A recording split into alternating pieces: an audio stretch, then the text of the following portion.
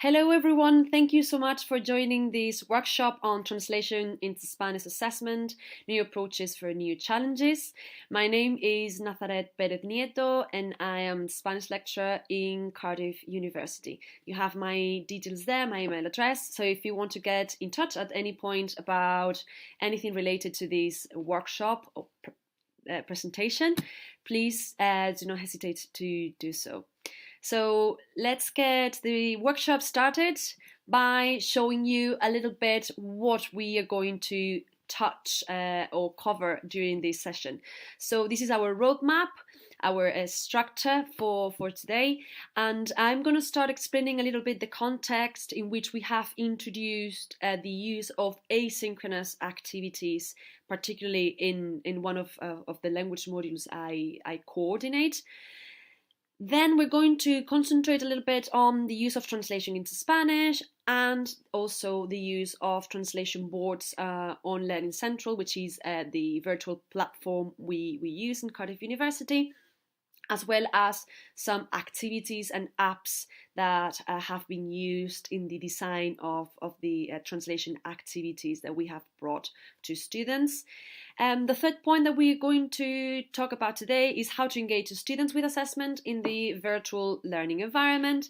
And to wrap up the workshop, I'll discuss a few points and final conclusions about the workshop in general.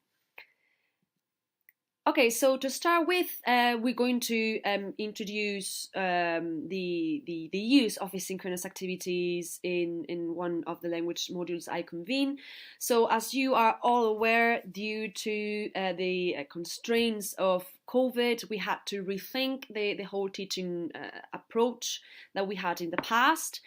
And Cardiff University, as other universities within the UK, decided to adopt a blended learning approach to teaching, in which we had to incorporate some asynchronous and synchronous activities to face-to-face sessions in our language modules in particular. So I'm talking about the implementation of these rules within the School of Mother Languages in Cardiff University, and more specifically in one of the modules I coordinate, which is the Spanish Language U2 X Advanced course.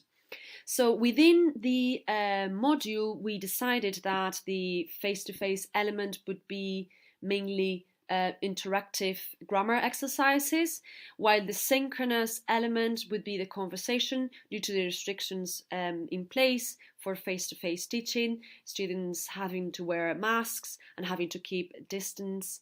It was very difficult for us to plan conversational activities given the context. And finally, asynchronous activities, which in this case we decided to use translation activities in that for that element. So before I explain how we have created these activities for translation into Spanish, I wanted to emphasize the approach of using translation as a tool in higher education. So as you can see, the module is structured in that way: conversation, translation, and grammar. However, there is a little bit of controversy about the use of translation in language learning, and we follow, or we share, the approach that some of the scholars in higher education have adopted about the translation as a tool that is relevant, it's important, and it's really essential for our students to acquire throughout their learning process. So we agree with Carreras, for example, in the way she approaches the use of translation as a skill that our language learners have to acquire in order to be able to face the professional world. And I think this is important because I am aware that I'm not training Spanish translators in my language class, but I'm also aware that there is a professional world out there, and that I have to prepare my students and equip them with the right tools to be able to perform properly in these contexts. So for that reason, I think it's important to keep our language learners in contact with the translation element. And it's quite similar to the approach that Cook adopted, just highlighting the importance of translation in language learning, because it develops both language awareness and also the use of the language as such, and prepares our students to be more prepared in a more globalized and multicultural world. But not only in the UK, scholars have adopted a favorable approach to translation in the language learning process, but also institutions such as the European Commission, the Directorate General for Translation, and the report published in 2013 on the role of translation in the teaching of languages in the European Union also emphasizes the importance of translation as a communicative activity that can help enhancing the learning process of the second language. And also the way in which translation can be used at different levels. In this case, I'm going to refer to a year 2 course and students that are preparing for the year abroad. And as such, my students have an advanced level of the language. So in this case, for example, we can incorporate a more complex tasks as stated in the report, implementing but complex multi-skill communicative activities for these levels. So preparing students or giving students the opportunity to undertake more complex, rounded tasks. So within the year 2 Spanish language module, as in other modules within the School of Mother Languages, obviously we have a set list of learning outcomes that our students have to achieve throughout the year, and some of the learning outcomes that we have to fulfill this academic year are pretty much the same as the ones we established last year, but the difference is that the context in which we want our students to learn and achieve these outcomes is completely different. So we're just going to have a look at the learning outcomes that we have set for the language course, and then we'll see how we can implement new ways to achieve this in the virtual world, if you like, that we're living in this new approach to teaching in higher education. So some of the learning outcomes that we set is that our students have to display an awareness of key translation issues and expand their vocabulary in the target language, enhancing as well their capacity for dealing with linguistic problems and content in translation, to display analytical and reasoning skills, and develop as well a critical evaluation of text, video or audio materials and translation skills.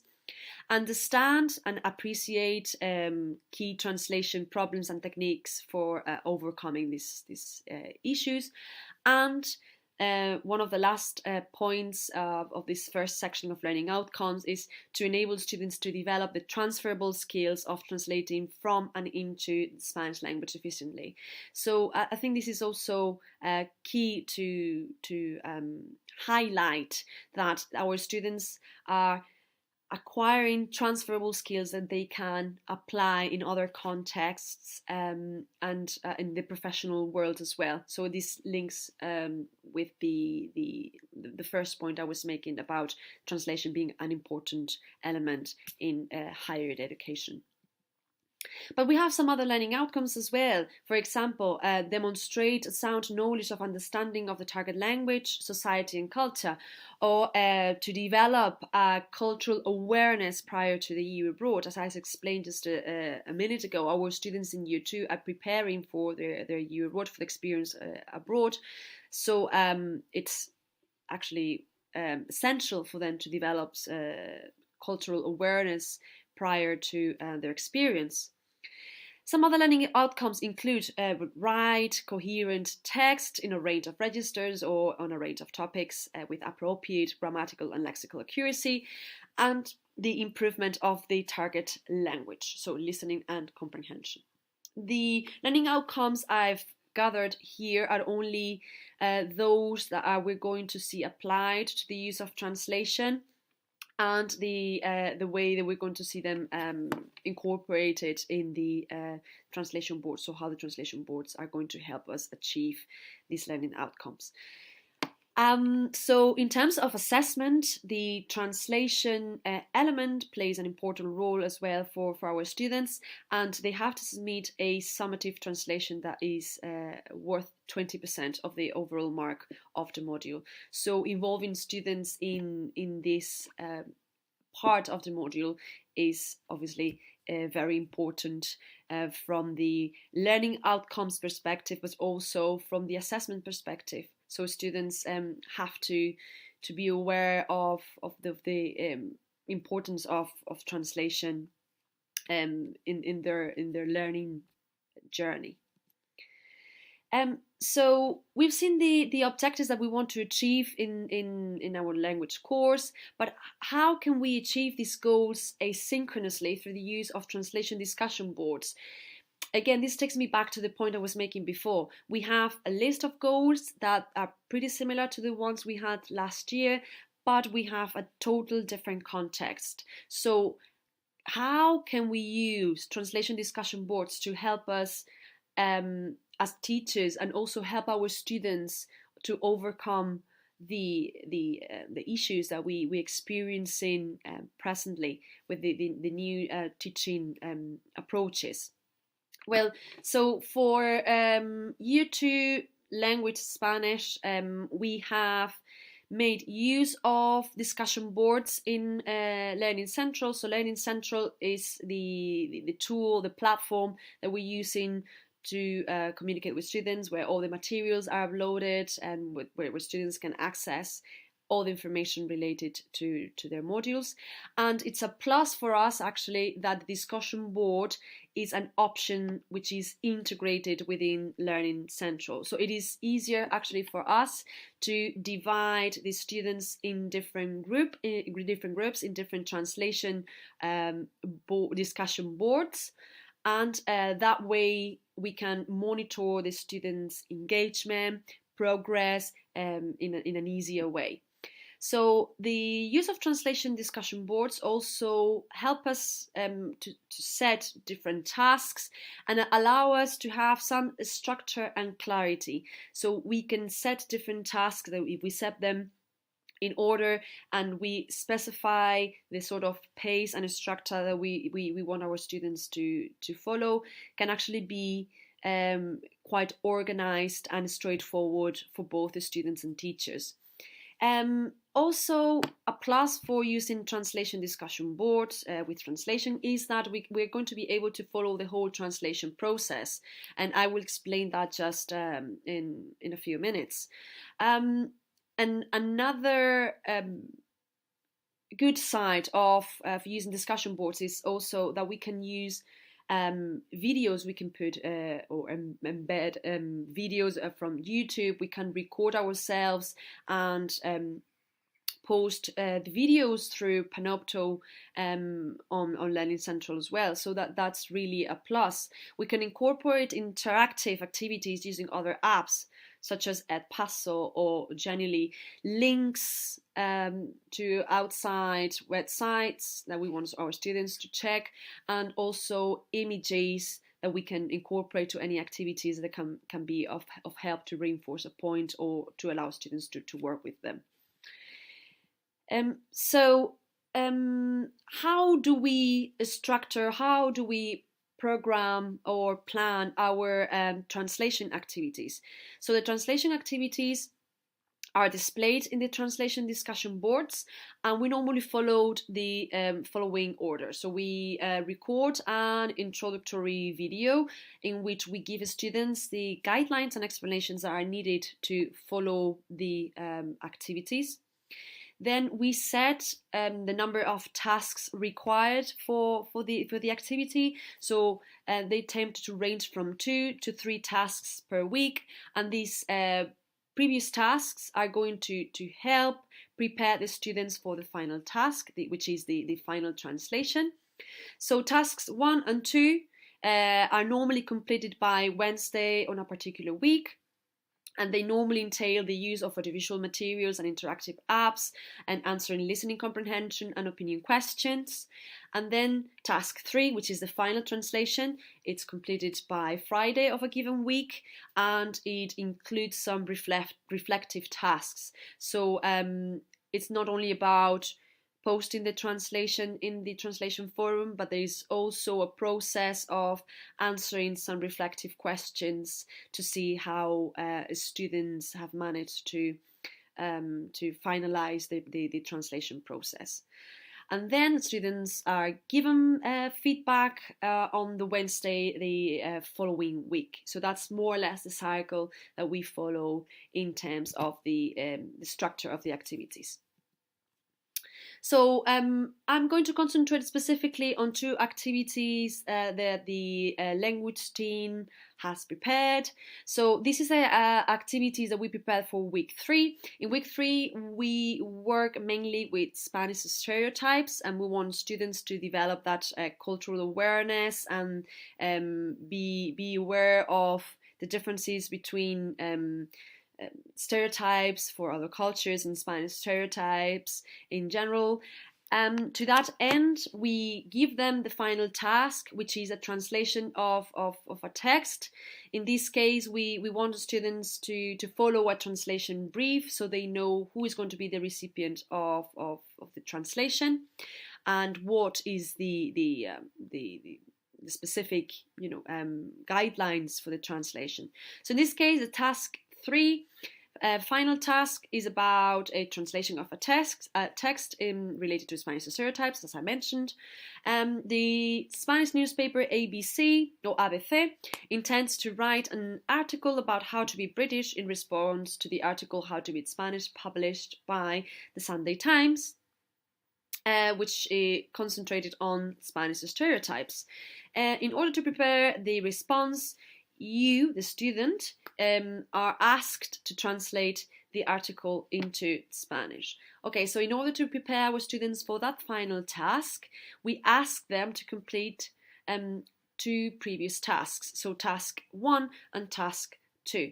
Task 1 is basically a listening comprehension that is going to include some vocabulary work and opinion questions about how the article How to Be Spanish was received in Spain by Spanish people and also British citizens living in Spain. And task 2, it's about responding to a tweet showing agreement or disagreement with the statement made about the article on this platform on Twitter. So I'm going to show you the activity and how it looks from our platform. So this is the module I'm referring to, MLAN X Advanced Language U2 Spanish. And as you can see here, we have a translation discussion board tab. So if we click on that tab, it takes us to the number of translation groups that we have set for this course, which is 5. And each group has a little explanation, introduction, and some rules to follow. So if I go to the asynchronous translation group 1 and I click on Semana 3, Tarea 1, so week 3, task 1, as I was explaining in the PowerPoint presentation. This would be the introductory video, which explanations and guidelines about how to go about the tasks. Then task number 1, which is a video taken from YouTube from El País,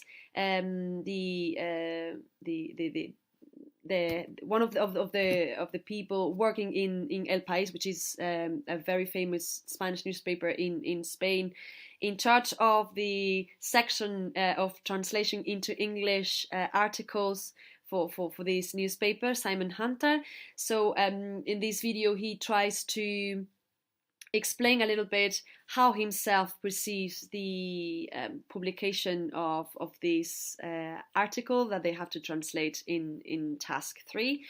And we make emphasis on some of the vocabulary and structures used by Simon in the video, because it contains vocabulary and expressions that our students will come across in the translation exercise. So this is a preparatory activity for them to be fully prepared before tackling the translation exercise. So for this listening comprehension, we've used an app called Edpuzzle, which allows you to use YouTube videos and incorporate questions throughout. So it's actually pretty good in terms of formative assessment as well for students, because they know instantly whether they have got the answers right or wrong while they are listening to the conversation or the situation within the video. And it's also helpful for us because we can see how our students are progressing and if they are following the activities okay. So this is the video that we have prepared for task 1, and also it includes some opinion questions about the reaction of Simon to the article in the newspaper, and some other questions for our students to actually give their opinion and talk about the topic. So this would be task number 1. If we go back to our group and task Semana 3, Tarea 2, week 3, task 2. This is the tweet I was referring about in the presentation. So in the video, Simon Hunter actually mentions that because the publication of this article was so controversial, the author had to actually close their Twitter for a while. So we decided to bring a picture of a Twitter explaining a little bit how the general public felt about the article, and our students were asked to respond to it using only a few words. As you know, there is some kind of constraints in terms of the number of characters that you can use in this particular social network. So this is the second activity that we offered students to do. It was quite interesting actually in terms of register, because some students were using very formal language to respond to this tweet in Twitter, and it was actually good to see the contrast with other students using more sort of formal colloquial jargon language used in Spanish. So it was good to see how register actually works for language learners in context. So this was task number 2. And finally, I'm just going to show you task number 3. There we go. So this is the translation brief at the top, and then the text that they have to translate. Some of the elements are highlighted, as you can see. These elements are going to be related directly to the questions that students have to sort out. So it's actually, I think, important for them to see what specific parts of the text they have to concentrate on in order to answer the questions. And it's actually very funny as well, if you're interested in the topic, how in the end the newspaper ABC or ABC responded to this article in Spanish as well. So the students can access the information if they want to see the response made by this newspaper just there. Okay, so we're going to continue with the presentation. So as you can see in task number 3, which was the last one I show you, the questions were grammar, vocabulary related, and we also asked questions about the structures that they can find problematic. And actually a good point that we included in these questions was to reflect on the 3 main translation problems the students had encountered and how they had overcome these issues, because not all of them had the same issues and not all of them tackled them in the same way. So it was actually very nice to see students given their opinions and given a reflection and a justification of the translation choices, and they were obviously learning from each other in the different entries as well, which was really nice to see. Okay, so the second activity I wanted to discuss with you is more related to assessment, and the question that I asked myself before setting this task or this activity was, how can we involve students in the assessment of translation into Spanish assignments in the current context? So to that end, what we did was to create a series of activities using the topic of translation of movie titles, and setting a few tasks in order to help the students to again undertake a translation exercise. But we incorporated an assessment element that I will just describe in a minute. So in order to see the structure of this activity, I'm going to describe what we did for task number 1. So for task number 1, students were given a video to watch, a YouTube video about odd movie title translations into Spanish and how the translation didn't really work for Spanish. For Spanish in people in general, and also in some parts of Latin America. So it was actually interesting to see how titles or movie titles were translated differently in the whole Spanish-speaking world. We incorporated as well some comprehension questions and register-related questions, and we worked as well with false friends and the use of English words in Spanish. For example, we discussed, I will show you as well once I project the activity on Learning Central, how we use, for example, English words in Spanish, such as a spoiler from the verb to spoil in English, and so on. So it was interesting to work with students on that front.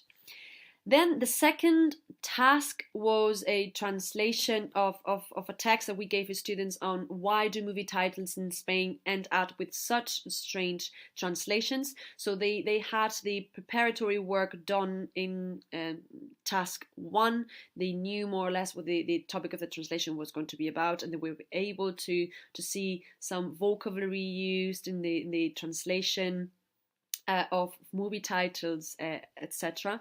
So task 2 was actually the translation of the text that we gave the students.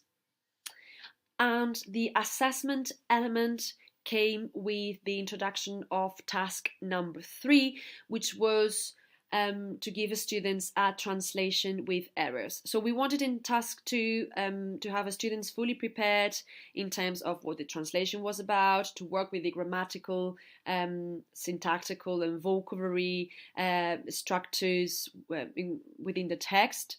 And task number 3 provided a new depth to the activity, because the students knew the text, they had a translation already prepared, but the fact that we gave the students a translation with errors make them think of the translation in a different way, incorporating a different dimension to it. So for this task, we presented the students with the marking criteria used in the School of Modern Languages for the assessment of translations into the foreign language, in this particular case Spanish. We wanted them to identify the errors in that document and classify the errors, taking into consideration the classification provided within the marking criteria. And then we wanted them to reflect in groups about these errors and try to agree on a final mark in groups. So I'm going to show you a little bit how the exercise worked in our platform. So I'm going to go back to forum asynchronous translation. I'm going to go to week 5, semana 5, which is thread number 5. Here we are. And again, as you can see at the beginning, there is a little video explaining students how to go about the translation and how to complete the activities, the tasks.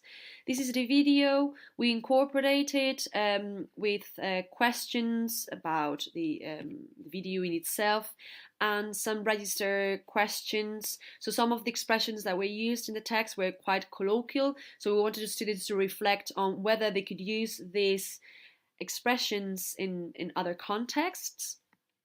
And this was just a screenshot of a Twitter, again, a tweet on the use of the word spoiler in Spanish, whether it was accepted or not by the Real Academia de la Lengua Española, so the language, the Royal Language Academy in Spain, so the body that really regulates the use of Spanish language in the world, in the Spanish-speaking world. Okay, so this is the task number 1. I'm just gonna go to task number 2 so you can see how it was laid out. There we go. And here you can see the translation brief. This over here, and this is the translation, the text that the students had to translate. And then the following steps to follow. So we gave them the marking criteria so they could familiarize with themselves with the marking criteria and ask any questions, obviously, in advance if they have any queries or any doubts about the criteria in itself. Then the following task was just to ask students to analyze the translation with errors and analyze these errors. To that end, we created a table to classify the different assessment criteria used within the document that teachers use to mark the students' work. So we offered a bilingual translation of the criteria used, and as you can see there, the understanding and communication of meaning, command of syntax and grammar, vocabulary, appropriate register and style, understanding of the cultural context, the spelling and punctuation, and then they had to provide a final mark there. And we asked them to reflect on all that in groups, and they had to reply to the discussion board with their impressions and their final marks. So these are mainly the 2 activities I wanted to introduce to you today. And I think after having reflected a little bit during these first weeks of the academic year on how we're using translation boards asynchronously on the through the use of discussion boards to achieve the learning outcomes, I think according to the learning outcomes that I brought to you in the first part of the presentation and that I've put in here as well to refer back to them, I think the establishment of translation discussion boards and different threads can actually help us with the activities that can help our students as well to develop the awareness of key translation issues, to work with their vocabulary and to enhance their capacity for dealing with linguistic problems. Also, they have an opportunity to be critical and to evaluate different materials, texts, videos, and that is going to be connected to the development of their translation skills as well. I think we've seen through the explanation of the activities that students have to reflect on the key translation problems they encounter. So that's also another learning outcome that we said at the beginning, because they have to understand and appreciate the key translation problems they come across and techniques to overcoming this. They also develop, for example, with the topic of Spanish stereotypes, they develop this cultural awareness and intercultural awareness as well, so they can relate to some stereotypes as well in their own countries they live in, or the languages they speak.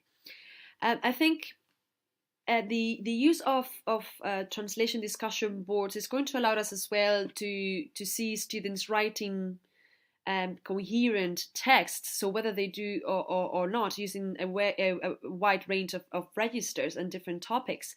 So if they're given their opinion in different questions, we can see how they have phrased those opinions and the language they've used, and obviously if they're using the appropriate grammar and if they're making the right lexical choices. But also through the use of apps such as Edpuzzle, we can also incorporate into the translation exercises some listening and comprehension activities. So all the set targets that we had at the beginning can actually be achieved by the activities that we produce and we put on the translation discussion boards. But I think in order to be able to achieve these goals, and in order to be able to engage the students with the use of translation through the use of translation discussion boards, I think it's really important to have very well structured threads, and if we have different tasks, we have to make sure that students understand when the tasks are going to be released, the pace for these tasks, so when they have to submit, for example, task 1 and 2, and when they have to submit task 3. I think we can ensure that students are a bit more engaged if we set tasks that are set in different days of the week, so we make sure students log into their Learning Central portal and go to the translation discussion board more regularly, instead of just going once, posting their work, and forget about the activity in itself. I think with the use of translation discussion boards, we give more opportunities to students to write and reflect in the target language. So normally when we were in the face-to-face environment, we could not really check our students' work all the time, or we could not ask them to write in every single class few lines. It was not possible. But the fact that we have a system there where students can reply to questions, we can see the language being used in context, and I think that's really important for us to check our students' progress, and for them as well to reflect on the use they're making of the target language.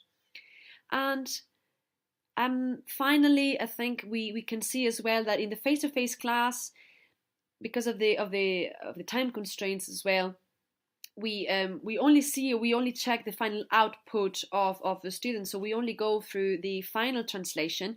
But however, with translation boards, we can set tasks that allows us to follow the whole translation process. So we can see whether students are struggling, for example, trying to understand the vocabulary being used in a particular video that is connected directly to the translation at the end. And I think spotting potential areas that our students are struggling with can be very beneficial for teachers, so we can plan differently in future activities, and also obviously tackle those areas that we can see students are struggling with.